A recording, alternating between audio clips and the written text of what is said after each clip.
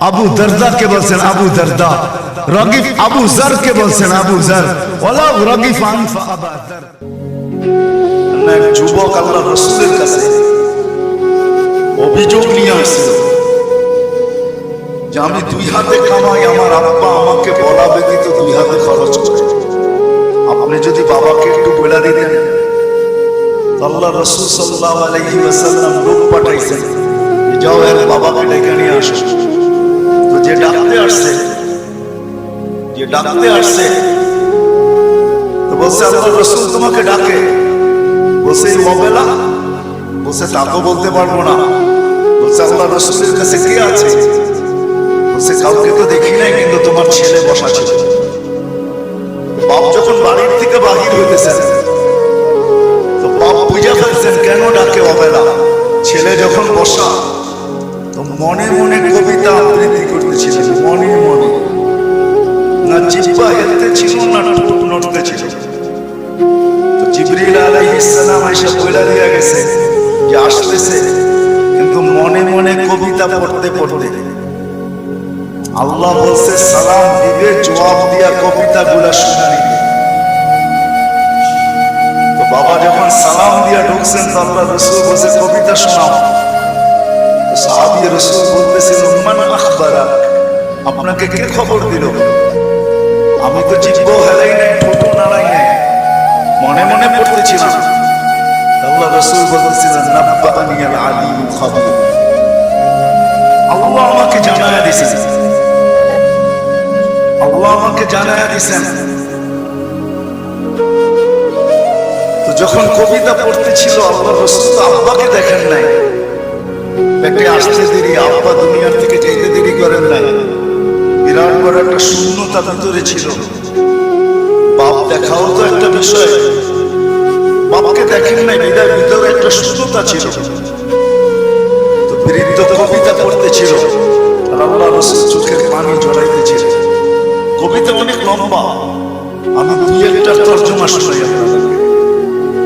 বৃদ্ধ বলতেছিল মনে বড় আশা ছিল, একা আছি, দুজন কবে হব? হয়ে গেলাম দুজন। তো দুজনেরই আশা জাগলো যে আমাদের কুল ভরবে কবে। আল্লাহ কোলো বড়া দিল যেদিন তুমি আসলে। তো দুইজনই ভাবলাম যে আমাদের আর বাঁচার দরকার নাই, এখন বাঁচবো তো সন্তানের জন্যই বাঁচবো। সত্য এটাই, কিন্তু মা বাবা সন্তানের জন্যই বেঁচে থাকে, সন্তানের জন্য বেঁচে থাকে।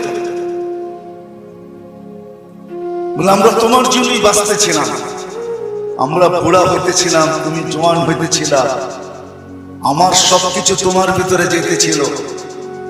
একদিন তুমি পায়ের উপরে দাঁড়ায় গেলা, কামাইতে শুরু করলাম, আমি বুড়া হইলাম। তো বাপের বড় আফসোস ছিল যে তুমি আমাকে বাপ না মনে করতে, একজন হিতাকাঙ্ক্ষীও তো ভাবতে পারতে। তুমি আজকে আল্লাহ রাসূলের কাছে আমার বিরুদ্ধে অভিযোগ দিলে। আল্লাহ রাসূল পুরা কবিতা শোনার পরে যুবকের কলার ধরে বলতেছিল কুম ওঠ আনতা ওয়া মালুকা লি আবিকা, তুমি আর তোমার মাল তোমার বাপের, বাপের বিরুদ্ধে অভিযোগ। তো আমার প্রশ্ন যেটা ছিল যে দ্বীন আমাদের জন্য কেন? আজকে যদিও আমরা ভাবি না, চিন্তা করি না যে দ্বীন আল্লাহ আমাকে কেন দিলেন, দ্বীনের পরিবেশ আমার জন্য কেন প্রয়োজন, কেন প্রয়োজন? সত্য এটাই, আপনি মানেন আর না মানেন, বোঝেন আর না বোঝেন, এটা কিন্তু আল্লাহর তৈরি, আল্লাহ তৈরি করছেন। কে তৈরি করছেন? এটা কার তৈরি করা? এটাও তো একটা মেশিন, মানব নামের মেশিন, ঠিক না? না মেশিন না, মেশিন তো।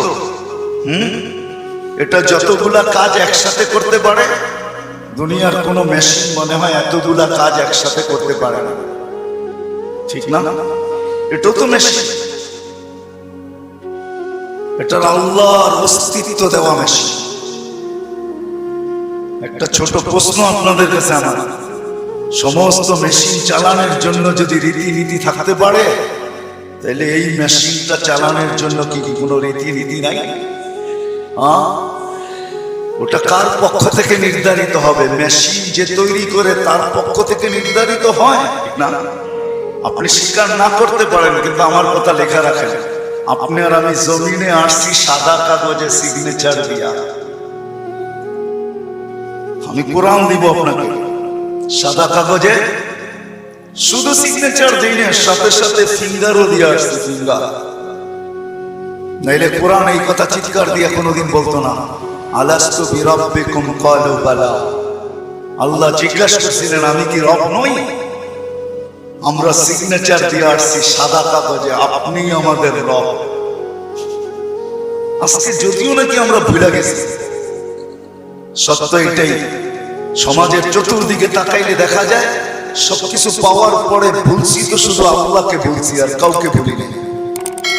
আপনি যুবকের দিকে তাকান আর বৃদ্ধের দিকে তাকান, নারীর দিকে তাকান আর পুরুষের দিকে তাকান, শিক্ষিতর দিকে তাকান আর অশিক্ষিতর দিকে তাকান, গরিবের দিকে তাকান আর ধনীর দিকে তাকান, উচ্চ সোসাইটি ওয়ালাদেরকে দেখেন আর নিম্ন সোসাইটি ওয়ালাদেরকে দেখেন। সবার দিকে তাকাইলে একটা কথা সুস্পষ্ট, সবকিছু আল্লাহর থেকে পাওয়ার পরে কিন্তু আমরা ভুলে গেছি আল্লাহ। সবকিছু পাওয়ার পরে সত্য তো, যদি প্রমাণ চান আমি দিতে পারি, প্রমাণ চান আমি যুক্তি দিয়ে দিতে পারি।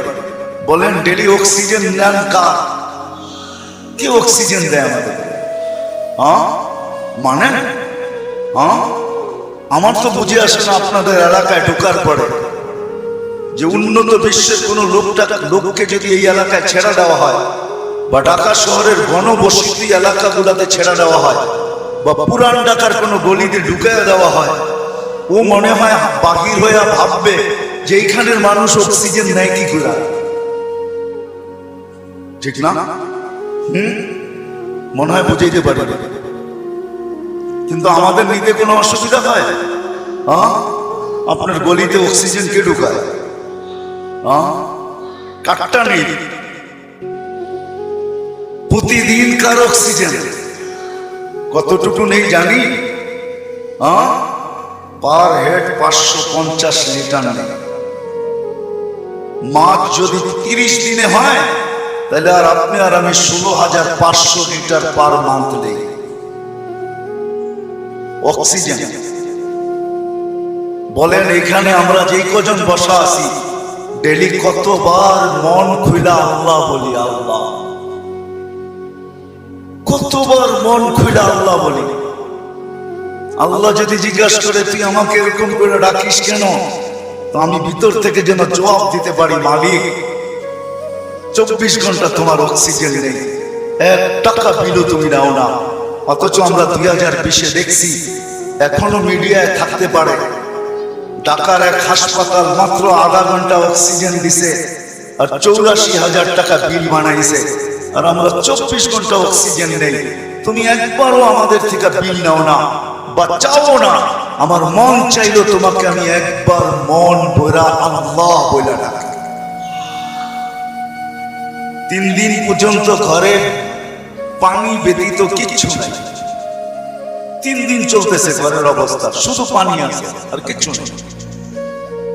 4র্থ দিন সকালে ঘরের অভিভাবক বাহির হইতেছে আর বলতেছে দোয়া করো আজকে যেন কিছু মিলে। কিন্তু যখন সন্ধ্যায় ফিরতেছেন ওই দিনও কিচ্ছু মিলে নাই, ওই দিনও কিচ্ছু মিলে নাই। কিন্তু ঘরের মহিলা বারবার রাস্তা দেখতেছেন যে আজকে কিছু মিলবে হয়তো, কিন্তু সন্ধ্যাবেলা যখন ঘরের পর্দা উঠে দেখতেছেন আসতেছে, কিন্তু চেহারাটা মলিন, হাত দুইটা খালি। নাম পরে বলবো আমি। যখন একবারে ঘরের কাছে চলে আসছে, এখন আর আওয়াজ পর্দা নষ্ট হবে না, তো আওয়াজ দিছেন আলী। বুঝছেন তো? আলী রাদিয়াল্লাহু তাআলা আনহুর কথা বলতেছি। ফাতেমা রাদিয়াল্লাহু তাআলা আনহা আওয়াজ দিছেন আলী। তো চোখে চোখ পড়ছে, তো জিজ্ঞাসা করছে চেহারা মলিন কেন? বলছে আজকেও কিছু মিলে নাই। তো ঘরের মহিলা বলতেছে ওয়াজাদনা শাকারনা লাম নাজি সাবারনা, পাবো তো শুকরিয়া আদায় করব না, পাবো তো সবর করব। দুনো অবস্থায় আল্লাহ আমাদের সাথে। আর আলী এটা জানো, আল্লাহ যাদের সাথে থাকে তাদের চেহারা মলিন হওয়ার শোভা পায় না। একটু ভাবেন না, একটু ভাবেন না। তো দরজা খোলার পরে যখন ঢুকতেছেন ঘরে, আলী রাদিয়াল্লাহু তাআলা আনহু বলতেছেন ফাতেমা সাররাত ওয়া তাবাসসামাত, ফাতেমা মুস্কি মুস্কি হাসতেছিল। চতুর্থ দিনের ক্ষুধার্ত, এটা ওই দিনের কাহিনী যেই দিন হাসান হোসাইনকে আল্লাহর রাসূল জিহ্বা চোষায়া কিনা নিবারণ করাইছে, ওই দিনের কাহিনী বলতেছি। কিন্তু স্বামী এমনি তো মনটা খারাপ, স্ত্রী মলম দিতেছেন, সেও যদি চেহারা খারাপ করে তাহলে চেহারাটা আরো ভাঙা পড়বে, দিলে আরো ব্যথা পাবে। তো প্রথম সান্ত্বনা দিছে আলী, পাবো তো শুকরিয়া আদায় করব, না পাবো তো সবর করব। দুনো অবস্থা আল্লাহ আমাদের সাথে, আমাদের জন্য শোভা পায় না। যাদের সাথে আল্লাহ থাকে চেহারা মলিন হোক। স্বামী যখন ঘরে ঢুকতেছেন, আলী রাদিয়াল্লাহু তাআলা বলতেছে ফাতেমা সাররাত ওয়া তাবাসসামাত, ফাতেমা মুস্কি মুস্কি হাসতেছিল, আমার আগমনে খুশিতে নাচতেছিল। আলী রাদিয়াল্লাহু তাআলা বলতেছেন আমি আর নিজেকে ধরে রাখতে পারি না, তো আমি কাঁধে হাত রাখা দোয়া দিতেছিলাম, রহিমাল্লাহ, আল্লাহ তোমার উপরে রহমত নাযিল করো। বলেন এই সম্পর্কটা কতটুকু সুখী? আমাদেরও তো এরকম একটা সম্পর্ক আছে, যদি আমরা তুলনা করি তাহলে ওই সম্পর্কটা কতটুকু সুখী, আমরা কতটুকু সুখী। আমি কিন্তু অনেকগুলো জিনিস দেখায় বুঝাইতে চেয়েছি। এজন্যই আমার কথা শুরুটা ছিল যে একক শ্রেষ্ঠ মানুষ, যেটা সৃষ্টির ভিতরে সবচেয়ে বড় সেরা, এই মানুষটার ভাবা উচিত যে আল্লাহ দিন আমাকে কেন দিলেন, দিনের পরিবেশ আমার জন্য কেন প্রয়োজন, আর কোন সৃষ্টির জন্য দিনের পরিবেশ নাই কেন? এটা ভাবা উচিত, চিন্তা করা উচিত।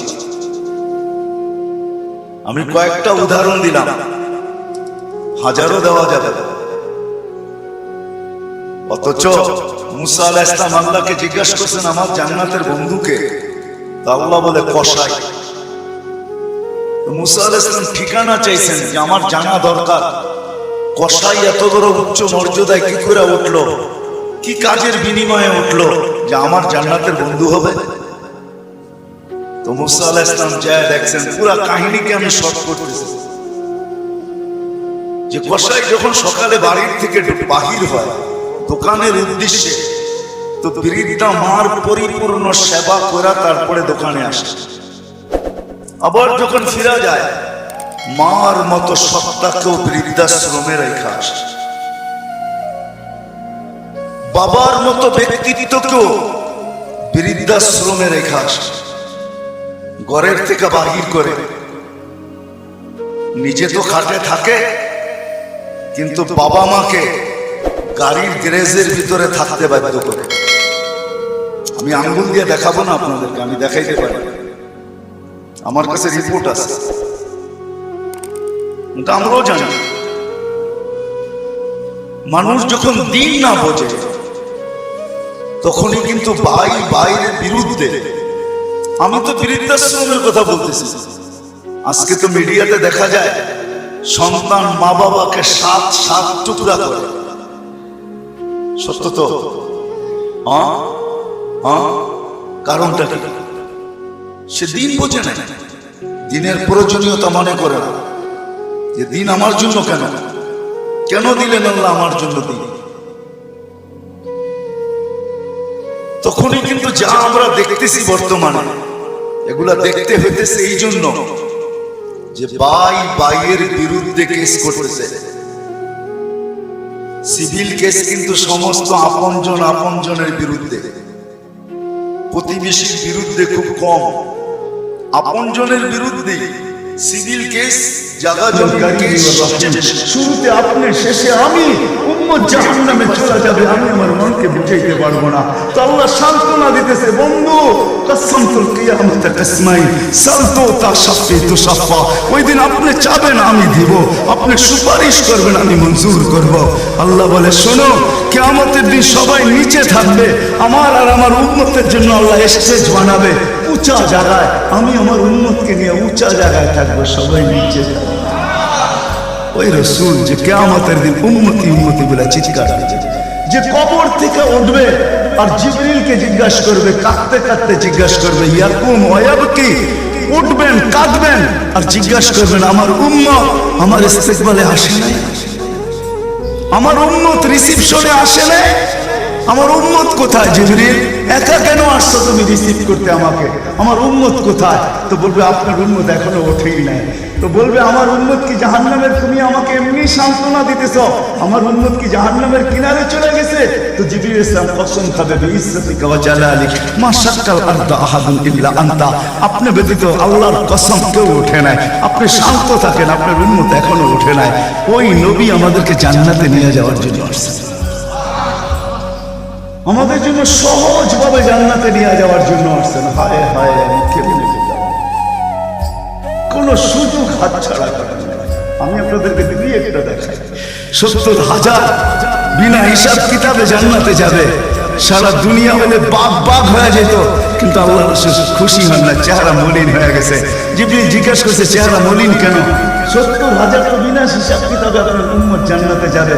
বলছে মাত্র 70,000, 1.25 লক্ষ আমার সাহাবী, কিয়ামত পর্যন্ত উম্মতের কি হবে? আমি তো কান্ডারি, আর তো কেউ কান্ডারি নাই, কি হবে? বলছে আপনি কি নিবেন না? বলে আমি অস্বীকার করতেছি না, কিন্তু যাও আল্লাহর কাছ থেকে বাড়ায়া নিয়ে আসো। তো গেছেন, আবার দৌড়ে আসছেন, বলছে বাড়ানো যাবে না, কিন্তু আল্লাহ আপনার চেহারাকে মলিন দেখতে চায় না, মলিন দেখতে পারেন আল্লাহ, সইতে পারেন আপনার চেহারা মলিন হওয়া। আল্লাহ অপশন দিয়া দিচ্ছেন, সুযোগ দিয়া দিচ্ছেন, 70,000-এর প্রত্যেক ব্যক্তি হাতে ধরা 70,000 করে জান্নাতে নিয়ে যাবে, যার দ্বারা পরিধি দাঁড়ায় 490 কোটি বিনা হিসাব কিতাবে জান্নাতে যাবে। ওই নবী আল্লাহ আমাদেরকে পাঠাইছে, যার ওজুদ হায় হায় হায়, যার খুশবু আর খুশবু, যার ঘাম জমা করতেন সাহাবায়ে কেরাম দাঁড়ায়, ঈদের দিন খুশবুতে আতরের জায়গায় লাগাবেন। আরে জীবিত দশা তো জীবিত দশা, মৃত্যুর পরের কাহিনী আপনাদেরকে আমি শুনাইতেছি। আসেম রহমতুল্লাহ আলাইহি ছিলেন মদিনা মুনাওয়ারার ইমাম, বড় সুন্দর কেরাত ছিল তার। উনি যখন কেরাত পড়তেন বা মুখ খুলতেন বা কথা বলতেন, তো পুরা মদিনায় সুঘ্রাণে ঢেউ খেলতে থাকতো। মদিনাবাসী ওনাকে বাধ্য করছে, আসেন তোমার মুখ খুলতে দেরি, সুঘ্রাণ তুফানের মতো বাহির হইতে দেরি করে না, তুমি কেরাত পড়ো, তোমার আওয়াজও সুন্দর, কেরাতও সুন্দর, দ্বিতীয় দিকে তোমার সুঘ্রাণের চোটে আমরা পাগল হয়ে যাই, মাতাল হয়ে যাই। শুধু মসজিদ না, মসজিদের বারিন্দা না, পুরো মক্কার মদিনার ভিতরে ঢেউ খেলতে থাকে। এই সুঘ্রাণ পাইলা তো পাইলা কোত্থেকা? বলছে স্বপ্নে আল্লাহ রসুল আসছিলেন, শাইখাইন আসছিলেন, আবু বকর ওমর রাদিয়াল্লাহু তাআলা আনহুমা। আল্লাহ রসুল বলছে একটু কোরআন শোনাও না। বলে আমি কোরআন শোনায় যখন শেষ করছি, তো আল্লাহ রসুল বলছে আসেন জিব্বা বাহির করো। আমি জিব্বা বাহির করছি, আল্লাহ রসুল স্বপ্নে আমার জিব্বায় তার থুতুকে মাইখা দিয়েছেন। ওই দিন থেকে সুঘ্রাণ বাহির হওয়া শুরু হয়ে গেছে। যার মরার পরে খুশবু এরকম, যার ওজুদ এরকম, যার অস্তিত্ব এরকম, হায় হায়, যার ছোঁয়া এরকম, যার ইশারা এরকম। কই সবকে ইশারা দিছেন, শুধু ইশারা, ইশারা দিতে দেরি। গুইসব জিন্দা হয়ে চিৎকার দিতে বলতে দেরি নাই, লব্বাইক ওয়া সাদাইক ইয়া যাইনা ওয়াফা ইয়াউমিল কিয়ামা। ও দুজাহানের বাদশা, আপনার ইশারা ছিল না, আমার ভাগ্য খোলা দিছে। আজকে ওলামা হাদিসে দাব পড়ে এবং পড়ায়, কিয়ামত পর্যন্ত হাদিসে দাব গুইসাবের হাদিস চলতে থাকবে। বলছে আমার ভাগ্য খুলে গেছে, ভাগ্য। শুধু ইশারা, যার ছোঁয়া পাওয়ার পরে আগুন চিরদিনের জন্য হারাম হয়ে গেছে, হারাম। আনাস রাদিয়াল্লাহু তাআলা আনহুর দস্তরখানে আল্লাহ রাসূল খায়া খালি হাত মুছা দিয়েছেন, ছোঁয়া লাগায়া দিয়েছেন। আনাস বলে আমি মরা পর্যন্ত আমার এই দস্তরখানকে আমি কোনোদিন সাবান দিয়া পানি লাগাই নাই, যখনই পরিষ্কার করতে মন চায় আগুনের ভিতরে নিক্ষেপ করি, এই সমস্ত ময়লাকে খায়া ফেলে আমাকে পরিষ্কার দস্তরখান ফেরত দেয়। সাহাবী রাসূল জিজ্ঞাসা করছে, এই জাদু কই শিখলা? কয় জাদু না, এটা মুহাম্মদুর রাসূলুল্লাহর হাতের ছোঁয়া। হায় হায়। আব্দুল্লাহ ইবনে আব্বাস রাদিয়াল্লাহু তাআলা আনহু বলেন যে আল্লাহর রাসূল বাথরুমে যাবে, কিন্তু কোথাও পর্দা করার মতো জায়গা ছিল না। দূরে দূরে কতগুলা ঝাড়ি ছিল, বিক্ষুব্ধ ভাবে জঙ্গল ছিল। আল্লাহ রসুল বলে, এদেরকে বলো না আল্লাহর রসুলের জন্য পর্দার ব্যবস্থা করতে। প্রত্যেকটা তার জায়গার থেকে উঠে মানুষের মতো হাঁটতে হাঁটতে আসছে, আর চতুর্দিকে গোল হয়ে জায়গা করে দিছেন।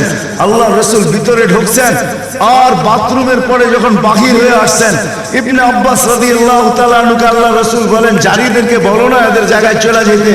প্রত্যেকটা মানুষের মতো হাঁটতে হাঁটতে নিজের জায়গায় যায় লেগে গেছেন। ইবনে আব্বাস দৌড়ে গেছেন যে যায় দেখি কিছু আছে কিনা ওইখানে। তো ইবনে আব্বাস বলতেছে, ওয়াল্লাহি মা ওয়াজাদতু ইল্লা রায়হা, আমি ওইখানে সুঘ্রাণ ছাড়া আর কিচ্ছু পাইনি। যা সব কিছু সুঘ্রাণ, হায় হায় কেমনে বুঝলাম। সাহাবায়ে কেরাম বলতেছিলেন, জাবের রাদিয়াল্লাহু তাআলা আনহু বলতেছিলেন, হায় হায় একটা সময় ছিল মানুষের মুখে থুতু দিত, আর আজকে একটা সময় চলে আসছে চোখে দেখতেছি থুতু ফালাবে সবাই হাত বাড়ায় দাঁড়ায় আছে। কেন? হাতে দেন মাটিতে না, কেন? শরীরে লাগাবো, চেহারায় মালিশ করব। মউত কেন? জান্নাতে যাইও আর খুশবুর দরকার হবে না। যার অস্তিত্বের ভিতরে খুশবু, ওই মুহাম্মদুর রাসূলুল্লাহ সাল্লাল্লাহু আলাইহি ওয়াসাল্লাম আসছিলেন যার দিদারের জন্য। আহা, কেমনে যে আপনাদেরকে আমি বোঝালাম। যার দিদারের জন্য, যার দর্শনের জন্য, যাকে দেখার জন্য। হায় হায় হায়। দ্বিতীয় ছুটির দিন ফেরেশতাদের কোন দিন ছিল জানেন? যেদিন মেরাজে যেতেছিলেন, মেরাজে ওই দিন ছুটি ছিল ফেরেশতাদের। ছুটি কিসের ছুটি? সূরা এটাই বুঝাইতে চাইতেছে। ওই দিন ছুটি ছিল, আজকে আমার বন্ধুর দর্শন করবে, শুধু দর্শন। যার দিদারের জন্য ফেরেশতা পর্যন্ত কাতরাইতে থাকে।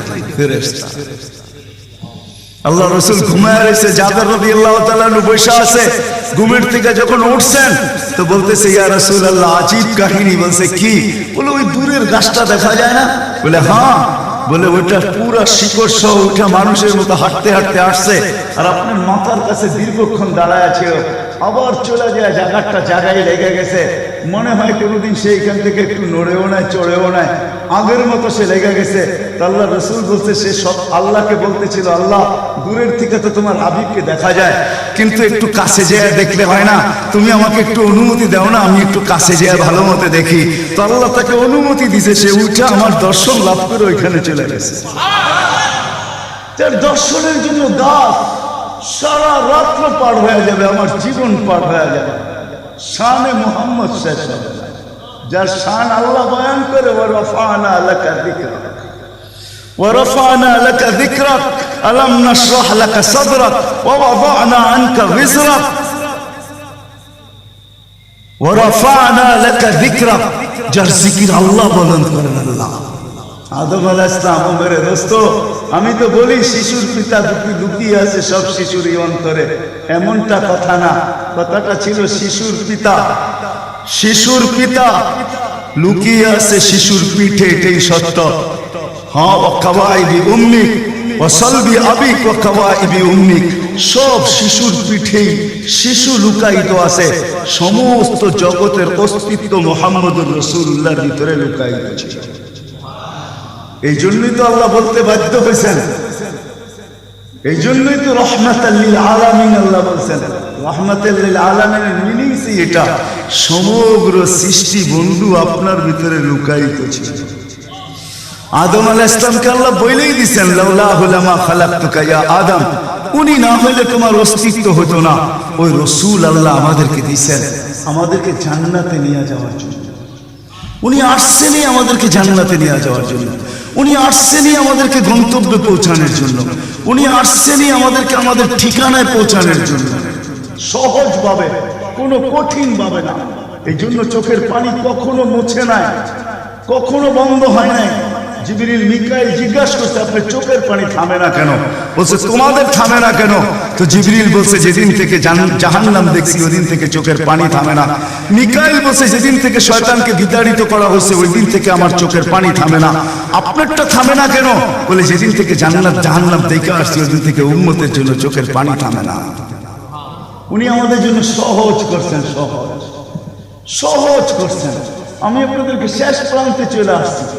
এই যুগের উম্মতের জন্য বলছেন, কারোর জন্য তো এটাও বলছেন আল্লাহ রাসূল যে এক জমানা আসবে